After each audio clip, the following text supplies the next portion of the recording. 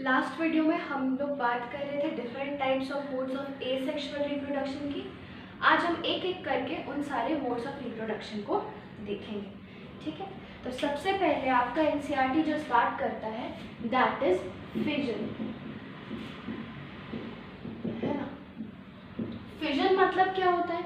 Fission मतलब किसी भी सेल का दो में बट जाना या उससे ज़्यादा अमाउंट में बढ़ जाना, that is called as fission. Fission मतलब अगर इंग्लिश वर्ड है, कुछ नहीं, बहुत सारे टुकड़ों में टूट जाना, that is called as fission, है ना। अब ये फिजन दो तरीके का होता है, आपका पहले ही बताया था।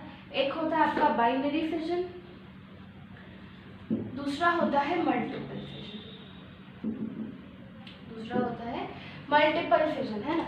बाइनरी फिजन का क्या डेफिनेशन है आप लिख लीजिए। Binary fission is the mode of reproduction in which a cell divides into two, है ना, and give rise to new two daughter cells, है ना। give rise to two मतलब ये वाला two new daughter cells, है ना। अच्छा, एक और चीज, हम डॉटर सेल क्यों बोलते हैं, है ना। हर जगह पे जब भी एसेक्सुअल मोड ऑफ रिप्रोडक्शन होता है तो हम डॉटर सेल बोलते हैं। डॉटर हम क्यों बोलते हैं? Because giving birth is a characteristic of females, है ना। बायोलॉजिकल वर्ल्ड में किसी को जन्म देना, है ना, वो एक स्त्री की परिभाषा होती है, ठीक है। तो यहाँ पे जो सेल बना when that divides into two, है ना, ऑब्वियसली वो दो को नया को बनाया, तो इस तरीके से वो फीमेल हुई, ठीक है। अब फिर वो जो सेल बना वो वापस से आगे जाके दो को बनाएगी, है ना। तो ये since it always give rise to new organism, तो हम हमेशा कहेंगे कि डॉटर सेल प्रोड्यूस हुआ है ना। डॉटर सेल क्यों हुआ है? बिकॉज फिर वो आगे जाके वापस से ऑर्गेनिज्म बनाएगी, है ना। इट विल गिव बर्थ एक तरीके से, and giving birth is a characteristic of female in the biological world, इसलिए हम कहते हैं कभी भी कि इतने सारे डॉटर सेल्स बनाए, ठीक है। तो बाइनरी फिजन क्या हो गया? It is a mode of reproduction, asexual reproduction in which a cell divides into two new daughter cells, ठीक है। इसका हम थोड़ा सा प्रोसेस देख लेते हैं कैसे होता है। सबसे जो कॉमन एग्जाम्पल जो प्रोसेस यूज किया जाता है दैट इज ऑफ अमीबा,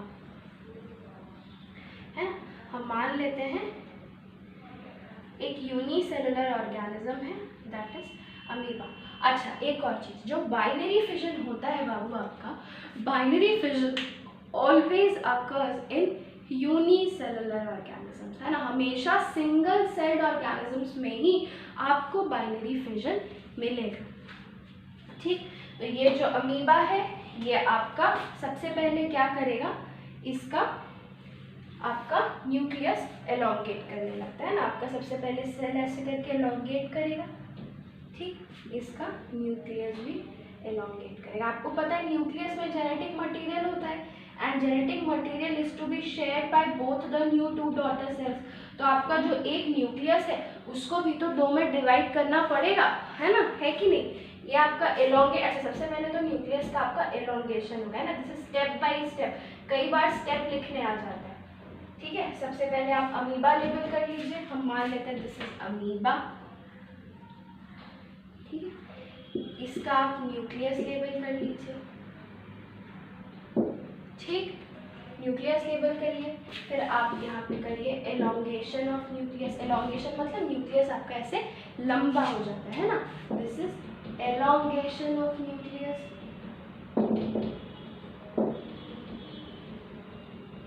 ठीक। उसके बाद आपका न्यूक्लियस फिर डिवाइड करने लगता है ना। साइटोप्लाज्म ऐसे हो गया, है ना। न्यूक्लियस स्टार्ट्स डिवाइडिंग, ऐसे बीच में पिंचिंग बनाना, ठीक है। इसको आप क्या लेबल करोगे? न्यूक्लियस स्टार्ट्स डिवाइडिंग, ठीक। इसके बाद है ना हम रबिंग दिस अगेन यहाँ पे बना रहे हैं, ठीक है। न्यूक्लियस यहाँ डिवाइड करना स्टार्ट कर दिया, उसके आगे हम इधर बना रहे हैं।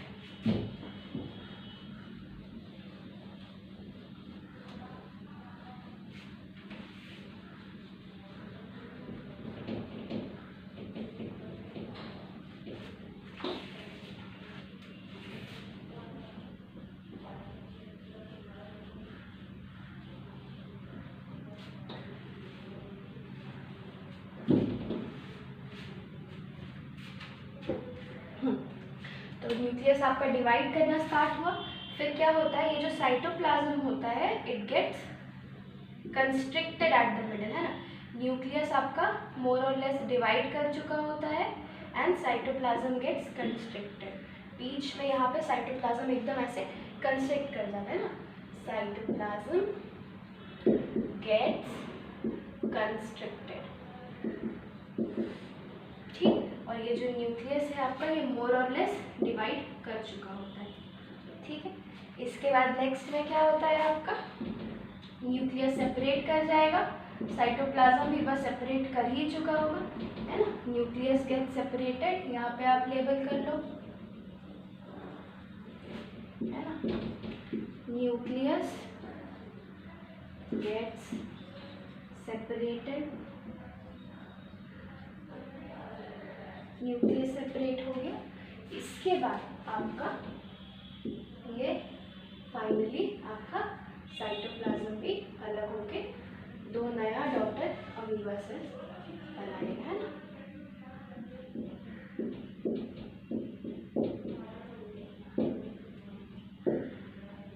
टू न्यू डॉटर अमीबा, ठीक है। This is the process of binary fission. अगर आपको 1 नंबर का क्वेश्चन में पूछा व्हाट इज फिजन, है ना, तो आप बताइएगा 2 तरह का होता है, बाइनरी एंड मल्टीपल, और दोनों का डेफिनेशन लिख करके एग्जाम्पल लिख दीजिएगा। अगर 3 नंबर या उससे ज़्यादा का आता है बाइनरी फिजन के ही बारे में, तो आप ये पूरा ऐसे करके प्रोसेस बनाइएगा और उसके साथ एग्जाम्पल भी लिखिएगा, है ना। बाइनरी फिजन आपका होता किस में है, आप लिख लीजिए, it happens, it occurs in unicellular organism. जो ऑर्गेनिज्म सिंगल सेल के बने होते हैं उनमें ही आपको बाइनरी फिजन मिलता है, ठीक। और उसके बाद इसका एग्जाम्पल क्या हो गया, सबसे पहला एग्जाम्पल जिसके मदद से मैंने समझाया दैट इज अमीबा। उसके अलावा आप लिखिए लीशमेनिया, लीशमेनिया, है ना। लीशमेनिया आपका वो ऑर्गेनिज्म होता है जो कि काला आजार डिजीज प्रोड्यूस करता है ना, वुपिंग का बोलते हैं इसको डिजीज, ठीक है। लीशमेनिया के बारे में थोड़ा सा बता रही हूँ मैं, एक बार रब है ना। बाइनरी फिजन का एग्जाम्पल आपका क्या हो गया, अमीबा में होता है, लीशमेनिया में होता है, ठीक। इसका मैं थोड़ा सा एक स्पेसिफिक चीज़ है वो बता रही हूँ।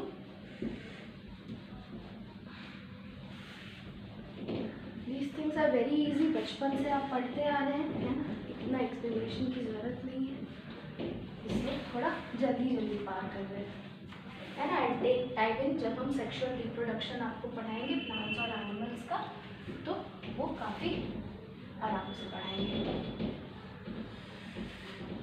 चलिए, ठीक है ना। लीशमेनिया में क्या होता है, लीशमेनिया इस तरह का ऑर्गेनिज्म होता है जिसमें एक विप लाइक स्ट्रक्चर निकला होता है ना, ऐसे। अब ये विप लाइक स्ट्रक्चर एक होता है। अब अमीबा का जब हम बात करें, है ना, हम मान लेते हैं ये अमीबा है, ठीक है। Amoeba does not have any definite shape और साइज, है ना, उसका चेंज करते रहता है शेप, इट इज डायनामिक। और इसके पास कोई स्पेशल एपेंडेज भी नहीं है। एपेंडेज मतलब आपके बॉडी से कोई भी जो प्रोसेस निकला हुआ है दैट इज एपेंडेज। जैसे मेरा हैंड्स मेरा एपेंडेज हो गया, मेरे लेग्स मेरे एपेंडेज हो गए। तो अमीबा का बॉडी से एज सच कोई एपेंडेज नहीं निकला हुआ, तो इसके चलते क्या होगा, अमीबा किसी भी प्लेन में डिवाइड कर सकता है ना। वो ऐसे भी 2 हाफ में बढ़ सकता है, वो ऐसे भी बढ़ सकता है, ऐसे भी बढ़ सकता है, ऐसे भी बढ़ सकता है, ऐसे भी बढ़ सकता है ना। मल्टीपल प्लेन्स में वो अपने आप को डिवाइड कर सकता है ना। लेकिन अगर हम किसी ऑर्गेनिज्म जिसके पास कोई स्पेशल एपेंडेज है उसकी बात करें, जैसे कि this is an organism called Leishmania, LEISHMANIA, है ना। लीशमेनिया की बात करें तो Leishmania is also unicellular organism, लेकिन इसमें एक विप लाइक स्ट्रक्चर इसके बॉडी से निकला रहता है जिसको हम बोलते हैं फ्लैजेला, ठीक है, जिसको हम बोलते हैं फ्लैजेला। फ्लैजेला का काम होता है मूवमेंट में हेल्प करना, ठीक है। अब ये लीशमेनिया के पास फ्लैजेला रहता है। आप सोचिए अगर ये इस तरीके से डिवाइड कर जाए तो क्या होगा, एक के पास फ्लैजेला आएगा, दूसरे के पास फ्लैजेला नहीं आएगा। तो अमीबा जो कि किसी भी प्लेन में अपने आप बाइनरी फिजन कर सकता है, लीशमेनिया ऐसा नहीं कर सकता है। लीशमेनिया किसी भी प्लेन में करेगा तो एक के पास फ्लैजेला आएगा, दूसरे के पास फ्लैजेला नहीं आएगा, है ना। तो इसके लिए क्या होता है कि लीशमेनिया में सिर्फ डिवीजन यहीं से हो सकता है, ऐसे डिवीजन होगा कि वो जो फ्लैजेला है उसका ओरिजिन दोनों पार्ट्स शेयर करें, है ना, तब जाकर के लीशमेनिया बाइनरी फिजन करता है। तो आपके एनसीईआरटी बुक में एक सेंटेंस लिखा है ना, पेज नंबर 129 में, है ना, लास्ट पैराग्राफ देखो, ठीक है। It has a whip-like structure at one end. In such organisms, binary fission occurs in a definite orientation in relation to these structures. ये जो बाइनरी फिजन यहाँ पे हो रहा है बाबू, ये सिर्फ एक डेफिनेट प्लेन, एक डेफिनेट ओरिएंटेशन में ही होगा with respect to this structure. ये स्ट्रक्चर जहाँ प्रेजेंट होगा उसी के रेस्पेक्ट में ये बाइनरी फिजन होगा, तभी तो दोनों लीशमेनिया के पास फ्लैजेला आएगा, जो नया बनेगा, नहीं तो आपके पास नहीं आएगा। तो this is our important hit question जो टीचर पूछते हैं कि कोई ऐसा ऑर्गेनिज्म बताओ जिसमें कि binary fission occurs in a definite orientation, किसी एक प्लेन में ही हो सकता है ना, और ऐसा क्यों होता है। तो आपको यही बताना है कि Leishmania and organisms like Leishmania binary fission occurs in a definite orientation with respect to a structure known as flagella. It is because so that the two new daughter cells which are formed, both of them have the part of flagella, है ना, ताकि दोनों का दोनों जब आपका आगे जाके बन सके तो वो आपका फ्लैजेला बनाए, ठीक है। This completes your binary fission. ये बहुत इंपॉर्टेंट क्वेश्चन है, डिफरेंट ओरिएंटेशन वाला, आप इसको अच्छे से याद रखिएगा। नेक्स्ट हम आते हैं मल्टीपल फिजन में।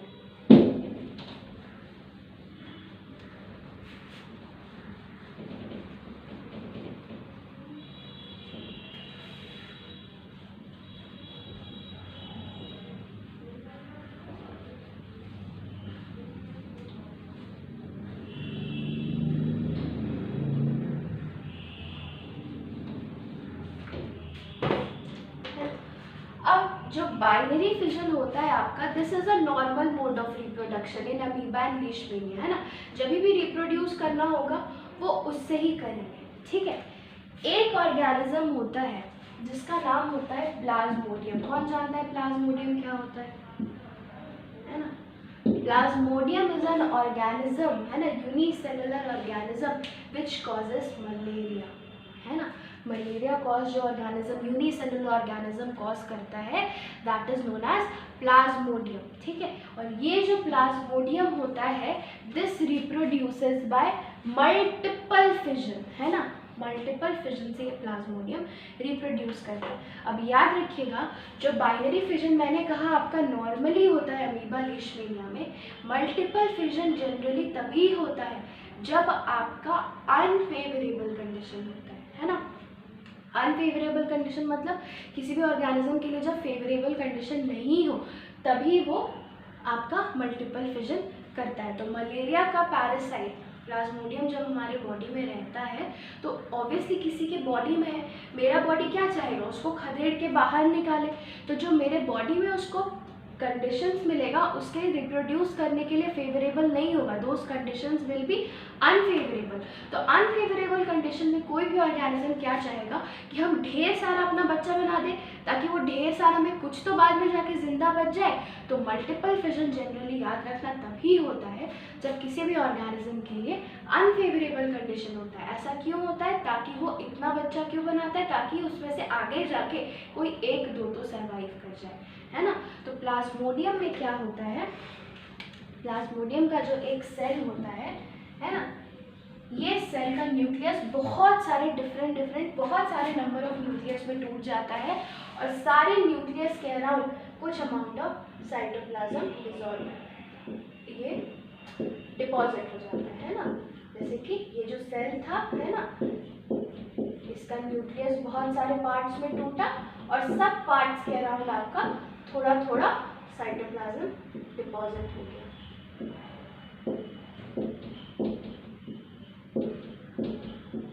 ठीक है, और ऑब्वियसली अनफेवरेबल कंडीशन है तो ये सेल्स को ऐसे ही छोड़े तो जो वो सेल्स के मरने का चांसेस ज़्यादा है। तो क्या किया जाता है, ये जो सेल्स होते हैं इसको एक बाहर में आउटर टफ कवरिंग से कवर कर दिया जाता है ना, क्योंकि अनफेवरेबल कंडीशन है, हमको सेल्स को प्रोटेक्ट करके रखने का है ना। तो आपका ऐसे करके एक टफ कवरिंग से इसको कवर कर दिया जाता है,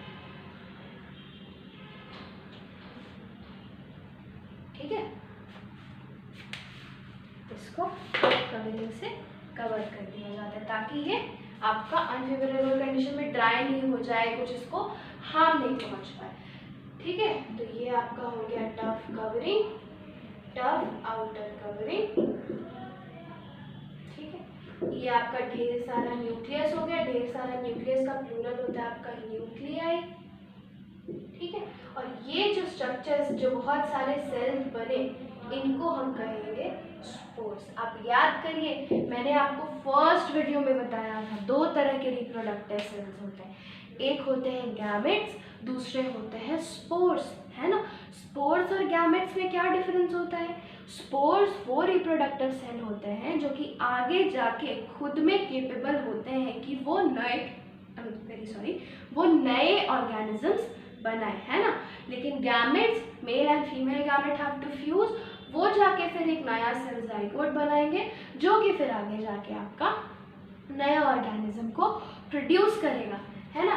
तो यहाँ पे हम इनको स्पोर्स क्यों बोल रहे हैं आप समझिएगा, ये सारा का सारा ऐसा पोटेंशियल सेल्स है, सेल ही तो है, एक न्यूक्लियस है, साइटोप्लाज्म है, ऐसे स्ट्रक्चर को हम क्या बोलते हैं, सेल बोलते हैं। तो यहाँ पे ये जो ढेर सारा सेल्स है, अभी तक ये पूरी तरह से ऑर्गेनिज्म बना नहीं है, पर इसके पास कैपेबिलिटी है कि हर सेल आगे जाके एक नया प्लाज्मोडियम बना सकता है। तो ऐसा रिप्रोडक्टिव सेल जो कि आगे जाके नया ऑर्गेनिजम्स बना सकता है, उसको हम क्या बोलते हैं, ऐसे ऑर्गेनिजम्स को हम ऐसे सेल्स को हम स्पोर्स कहते हैं, ठीक है। तो आपका जब भी प्लाज्मोडियम मल्टीपल फिजन करेगा तो जो स्ट्रक्चर होगा वो कुछ ऐसा होगा। आपके एनसीईआरटी में भी ये जो स्ट्रक्चर दिया हुआ है, दिस वन, है ना, ये फिगर 8.2, ठीक है। इसमें जो आपका ग्रीन है, दोज आर द न्यूक्लियाई, जो कि एक न्यूक्लियस जो बहुत सारे न्यूक्लियाई में टूट चुका है, जो येलो है दैट इज द साइटोप्लाज्म, और जो रेड से आपका डॉट दिया हुआ है that is the tough outer covering for protecting those cells from unfavourable condition, ठीक है। तो मल्टीपल फिजन का हम डेफिनेशन लिख लेते हैं। Multiple fission is the process, है ना, in which the nuclei of a unicellular organism, है ना, gets divided into many daughter nuclei, है ना, and cytoplasm gets deposited all around them, ठीक है। The whole structure is covered with a tough outer covering to protect it from unfavorable condition. This type of, है ना, each of the new cell formed are spores which will give rise to new organism, and this type of mode of reproduction is called as multiple fission, ठीक है। Binary fission और multiple fission में difference समझ में आया। एक में क्या हुआ, एक सेल 2 में बटा, दूसरे में क्या हुआ, एक सेल बहुत सारे में बटा। अच्छा, आपको डिफरेंसेस आती है लिखने के लिए, तो let us right the differences between your binary fission and multiple fission, है ना। बाइनरी फिजन और मल्टीपल फिजन का हम डिफरेंसेस लिख लेते हैं।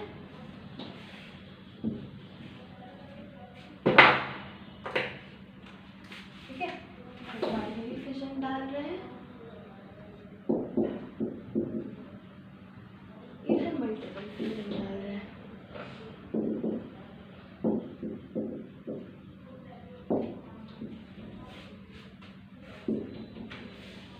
ठीक है, सबसे पहला एक सेल आप लिखते चलिए। बाइनरी फिजन में सबसे पहला 1 cell divides into 2 daughter cells, ठीक। मल्टीपल फिजन में आप लिखिएगा 1 cell divides into many daughter cells, ठीक है। दूसरा देखो, it happens during favourable condition, है ना, नॉर्मल मोड ऑफ रिप्रोडक्शन होता है, it happens during favourable condition. Multiple fission का लिखिए, it happens during unfavourable condition. ठीक है, पहला पॉइंट क्या था, it divides into 2 daughter cells, it divides into many daughter sales, या ब्रैकेट में आप स्पोर लिख दिए।